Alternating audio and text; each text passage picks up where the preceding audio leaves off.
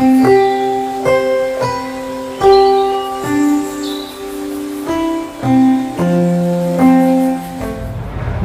Good evening.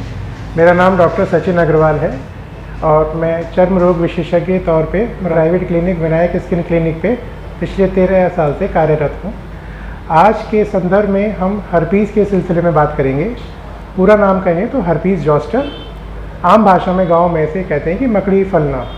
लेकिन एक किस्म का एक वायरल इन्फेक्शन होता है जो शरीर के किसी भी अंग पे प्रकट हो सकता है, जैसे सिर से लेकर पैर तक। लेकिन ख़ास बात ये कि ये एक ही साइड होता है और इसमें बहुत ज़्यादा पेन, इंटेंस पेन होता है।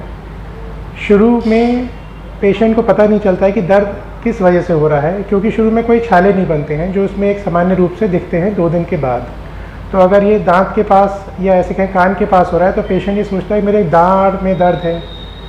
कहीं पेट के पास होता है तो उसके पेट में कोई दर्द है। तो इस तरह से शुरू के 1 से 2 दिन इस तरह पेशेंट समझ नहीं पाते हैं।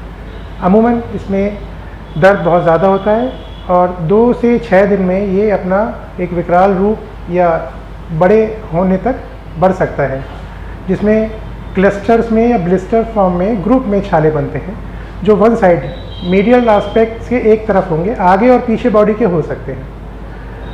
उसके संदर्भ में ये समझाना है कि ये किन लोगों में ज़्यादा मिल सकता है। जो इम्यूनो कॉम्प्रोमाइज्ड हैं, एजेड पर्सन्स हैं, जिनको शुगर कंट्रोल नहीं है, या और जनरली कहें तो किसी को भी हो सकता है। और कोरोना काल के बाद तो ये बच्चों तक में भी पाया जा रहा है।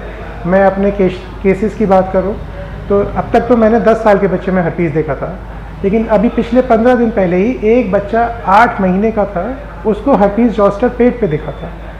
उस केस में हम कोई दवा भी नहीं दे सकते ज़्यादा उसे, तो सिम्टोमेटिक ट्रीटमेंट दिया गया।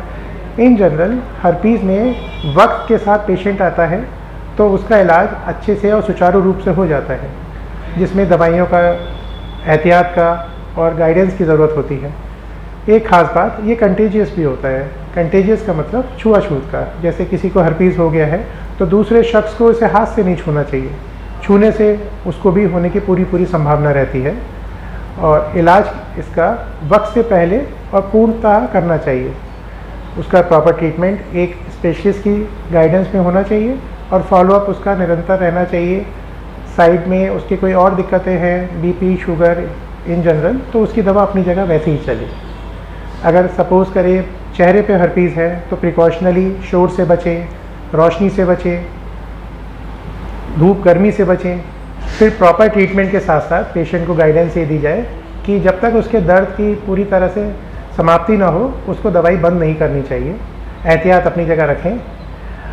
आज की तारीख में हर्पीज़ की वैक्सीन भी आ गई है जो 50 साल से ऊपर के लोगों में 2 डोज में उपलब्ध कराई जा रही है। वो जो भी लोग 50 साल या उससे ऊपर के हैं उन्हें लगवानी चाहिए, जैसा उस पर प्रोटोकॉल और शेड्यूल है उसके अंतर्गत। गाँव से भी आते हैं, उस केसेस में काफ़ी देर हो जाती है कि वो शुरू में गाँव में ही इलाज कराते हैं और दर्द की दवाई केवल खाते हैं, जिसमें हर्पीज़ का दर्द पूर्णतया ख़त्म नहीं हो पाता है और ये फिर परसिस्ट करता है। उसे पोस्ट हर्पेटिक न्यूरेल्जिया कहते हैं। उन केसेस में दर्द बहुत धीरे धीरे ही कम हो पाता है, क्योंकि शुरू का 2 दिन से लेकर 7 दिन अगर उसको एंटीवायरल हर्पीज़ में जो चलती है अगर नहीं दी जाएगी तो जो हर्पीज़ के सिम्टम्स में दर्द होता है वो नसों की सूजन के रूप में होता है। तो वो सूजन मौके पे कम नहीं हो पाती है, तो फिर बाद में भी जल्दी कम नहीं हो पाती है। तो आपसे ये कहना है कि अगर ऐसे कोई मरीज़ आपके संदर्भ में है जिनको हर्पीज़ हो चुका है, उनका दर्द नहीं जा रहा है, तो उनके लिए डॉक्टर की सलाह लें।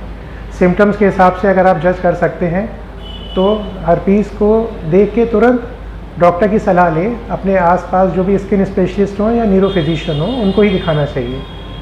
इससे ये रहेगा कि उस पेशेंट की रिकवरी अच्छी होगी और भविष्य में उसको दर्द का एहसास कम होता रहेगा और ठीक भी हो जाना चाहिए।